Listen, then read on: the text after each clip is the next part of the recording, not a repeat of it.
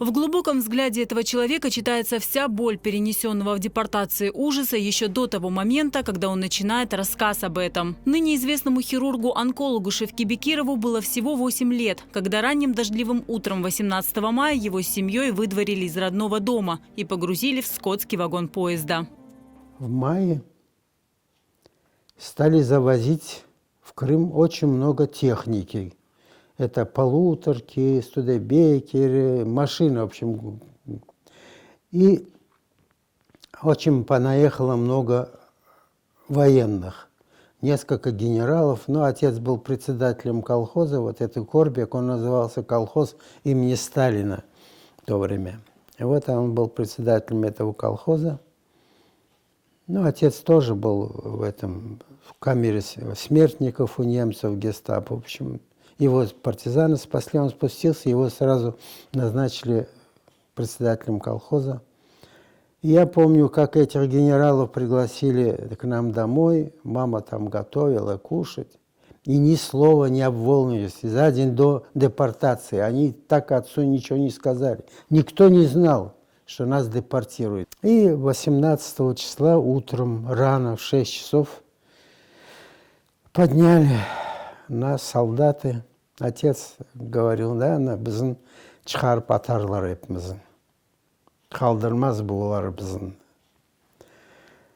Ну, там сказали, на 3 дня запасы еды взять.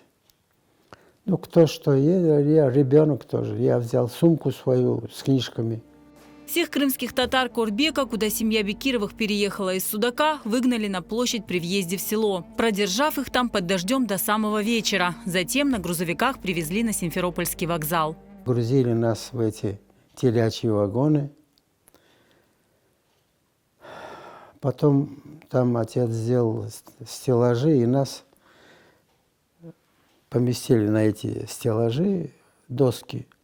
И вот так вот ехали мы. Ехали где-то 18, почти месяц. Ехали в Узбекистан, вот наш поезд шел.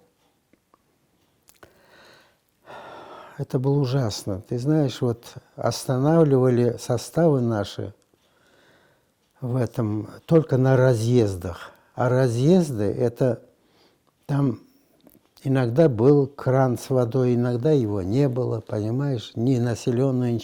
Один домик сторожа, и больше ничего нет. Умирали люди. Все пожилые люди, женщины, мужчины, они по дороге вымерли. Их просто вытаскивали. Тогда этих людей не хоронили, просто скирдовали на обочине. И дальше шли составы. Так у нас все наши люди, наш народ, очень много людей, кости многих людей засеяны на территории огромного Советского Союза. После невыносимо долгого и мучительного пути людей высадили в Молотовском районе Ферганской области. Семья Шевки Бекирова попала в поселок Учкупрюк. Первые 2 года депортации были очень тяжелые. Умирали от голода. Очень много. Дети маленькие и старики. Жара. Май же прибыли. А наш народ привык пить чистую воду. Родниковую воду. А там текла вода, это арычная вода, она была мутная такая. И вот наши шли в эти поля, а там были водосточные эти, орошаемые эти, оттуда сток воды, и вот стали оттуда эту чистую воду, как будто чисто. А на самом деле это была зараженная малярией вода. Пили эту воду и начали от малярии, от поносов, от всего умирать. Я помню, в Учкупрюке был такой еврей, молодой парень, ему, может быть, 21 год был, Иосиф Варшавский. Он был польский еврей, и он купил телегу с ослом, и он каждое утро ездил по домам крымских татар, мертвых отвозил и хоронил. Каждый день он хоронил людей наших. Ссыльные крымские татары страдали не только от голода и болезней. Людей мучила разлука с родиной и родным домом. Боль за весь свой народ, ставший жертвой клеветы и бесчеловечной несправедливости. Это унизительные годы были для нашего народа, потому что в основном молодежь не могла вынести вот это оскорбление. Узбеки «ухарамлы» дейлерді. Это значит предатель, понимаешь? Население было настроено против нашего народа.